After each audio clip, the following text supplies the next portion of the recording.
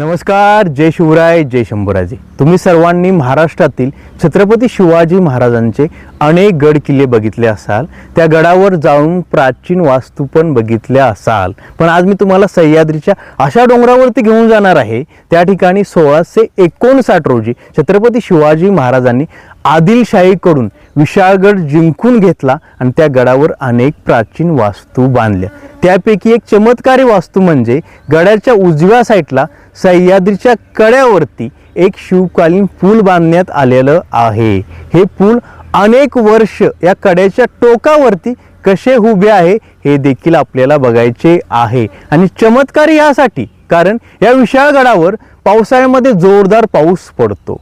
गडावरून जोरात पाणी वाहत येते आणि पुलाला धक्का देऊन कड्यामध्ये पडते. तरी सुद्धा हे पूल कसे आपल्या जागेवर टिकून आहे आणि मोठमोठ्या दगडांना कोणत्याही सिमेंट शिवाय जोडून हे शिवकालीन पूल कसे बांधण्यात आलेलं आहे हे देखील आपल्याला बघायचं आहे. त्यामुळे छत्रपती शिवाजी महाराजांच्या काळामध्ये जी बांधकामे केली जायची ती कशी होती हे आपल्याला समजेल. तुम्ही देखील माझ्यासोबत ह्या व्हिडिओमध्ये बनून राहा, म्हणजे तुम्हाला देखील समजेल. या विशाळगडावरती असे पण एक चमत्कारी पूल आहे जे अनेक वर्ष आपल्या जाग्यावरती कड्याच्या कोण्यावरती उभे आहे.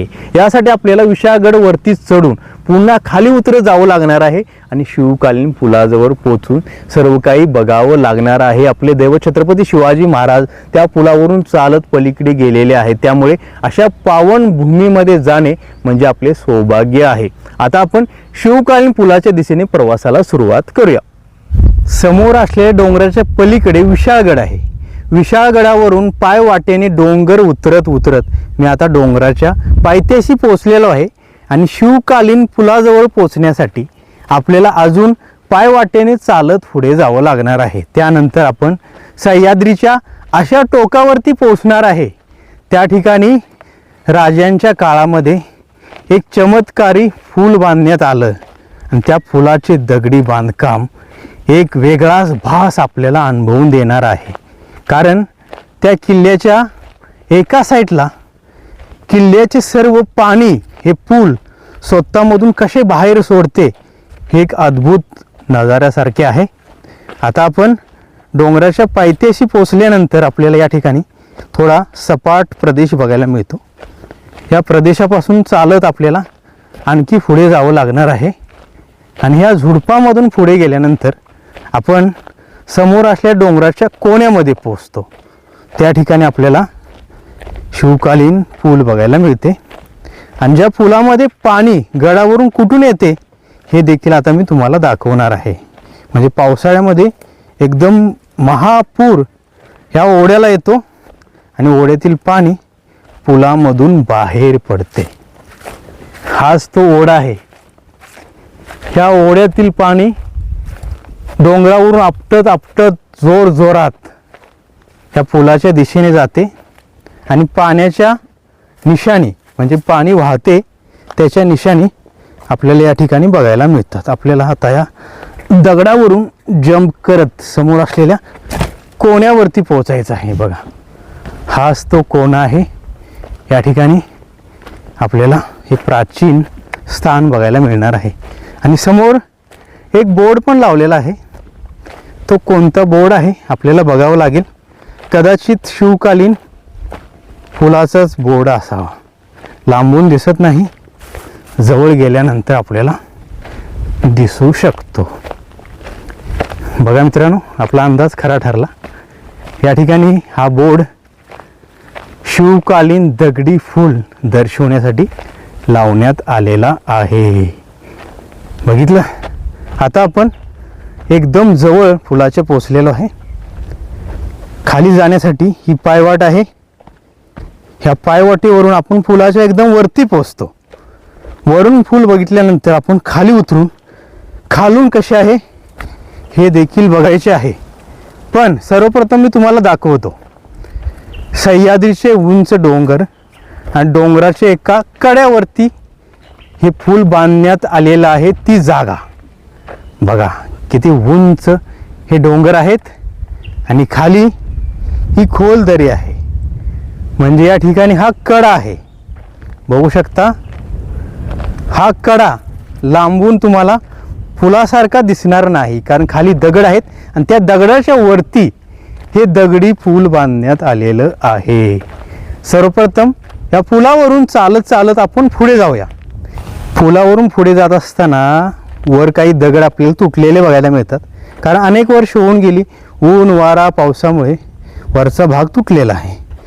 तरी देखील या पुलावरून जाताना आपल्याला समजते या पुलाची मजबूती एकदम खतरनाक आणि कठीण आहे. म्हणजे पूर्वी ह्या पुलाचा वरचा बांध ह्या टोकापासून असाच ह्या टोकापर्यंत असणार आहे, पण दगड पडल्यामुळे या ठिकाणी थोडा आपल्याला गॅप बघायला मिळतो. खाली बघू शकता खोल कडा आहे.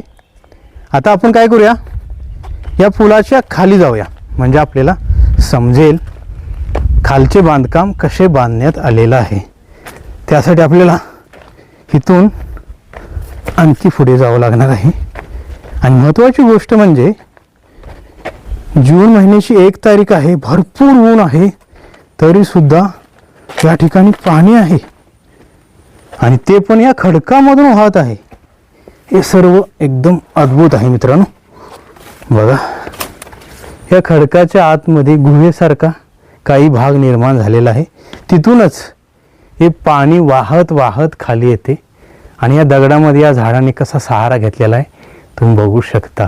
म्हणजे कितीही बिकट परिस्थिती आली तरी साथ सोडायची नाही, जीवन जगायचे. इथून पुलाच्या तटबंदीचे अवशेष आपल्याला बघायला मिळतात. म्हणजे दगडी बांधकाम इथून बघायला मिळते आणि समोर हे शिवकालीन फूल तुम्हाला असे बघायला मिळते. बघा, या ठिकाणी पुलाचा हा बांध आपल्याला बघायला मिळतो. काही दगड पडलेले आहेत या ठिकाणी, पण काही अवशेष आहेत. पण मेन भाग हा आहे. ह्या दोन्ही भागामधून पाणी बाहेर खाली कड्यामध्ये पडते आणि दगड एकावर एक कसे सटीक रचलेले आहेत हे तुम्ही बघू शकता. ह्या दोन्ही भागामधून पाणी फुल भरून वाहते, तरी सुद्धा हे दगड थोडे पण हललेले नाहीत. यावरून आपल्याला समजते राजांच्या काळातील बांधकाम किती मजबूत केली जात होती.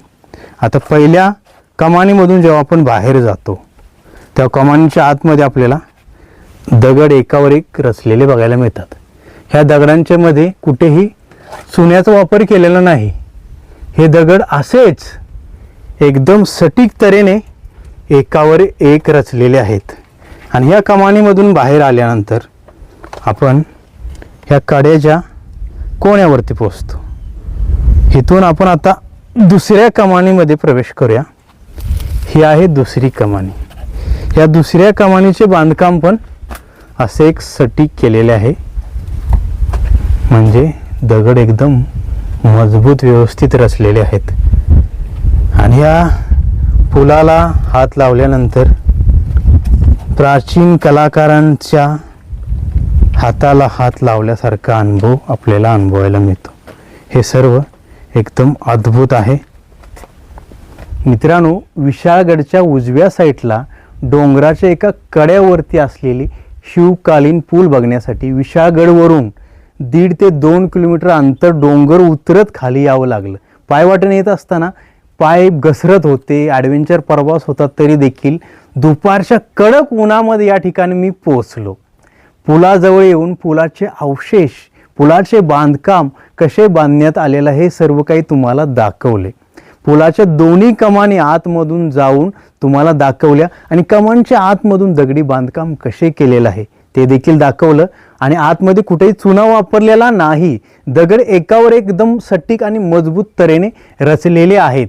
पुलाच्या वरून चालत गेलो आणि वरून पूल कसे आहे हे देखील दाखवले. आणि पूल ज्या कड्यावरती उभे आहे तो कडा किती भयानक आणि खतरनाक आहे हे देखील तुम्ही बघितले.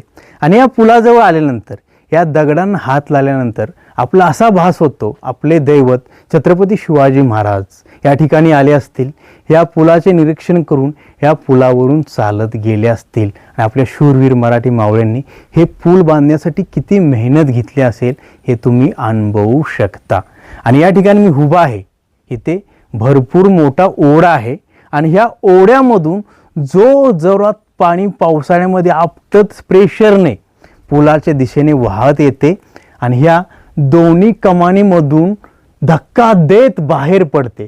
अशा या कमानी एवढा मोठा पाण्याचा प्रेशर आपल्यावर झेलतात आणि अनेक वर्ष या ठिकाणी उभे आहेत आणि प्राचीन ठिकाणाचा अनुभव आपल्याला करून देत आहेत. महाराजांच्या काळातील ही बांधकामे किती मजबूत आहेत आणि त्यावेळी जी इंजिनिअरिंग होती ती किती नेक्स्ट लेवलची होती हे तुम्ही बघा. आजकाल सिमेंटचा वापर करून सुद्धा फुले पडत आहेत, पण हे पूल याला कुठेही चुना किंवा सिमेंट वापरलेलं नाही, तरीसुद्धा अनेक वर्ष या ठिकाणी आहे तसे मजबूत उभे आहे. हे पूल तुम्हाला बघायचे असेल तर तुम्हाला कोल्हापूर जिल्ह्यातील शाहूवाडी तालुक्यातील विशाळगडावरती यावं लागेल आणि विशाळगडाच्या उजव्या साईडला डोंगराने पायवाटेने खाली उतरत उतरत कड्यावरती आल्यानंतर सुद्धा जवळून तुम्हाला हे पूल दिसणार नाही. या ठिकाणी तुम्हाला वरती एक बोर्ड लावलेला आहे, तो बोर्ड वाचून तुम्ही या पुलाजवळ येऊ शकता आणि महाराजांच्या काळातील बांधलेले सुंदर बांधकामांचे नमुने बघू शकता. आज मी या ठिकाणी येऊन तुम्हाला हा व्हिडिओ बनवून दाखवला, हे शिवकालीन पूल दाखवले. हे सर्व तुम्हाला कसे वाटले मला कमेंट करून नक्की सांगा आणि वेळात वेळ काढून ह्या पुलाचे दर्शन नक्की घ्या, कारण जन्मामध्ये आल्यानंतर महाराजांनी बनवलेल्या वास्तूंचे दर्शन घेणे गरजेचे आहे. पुन्हा भेटूया अशाच नवीन मराठी व्हिडिओसोबत. धन्यवाद. जय शिवराय, जय शंभूराजे, नमः पार्वती पतये, हर हर महादेव. छत्रपती शिवाजी महाराजांचा विजय असो.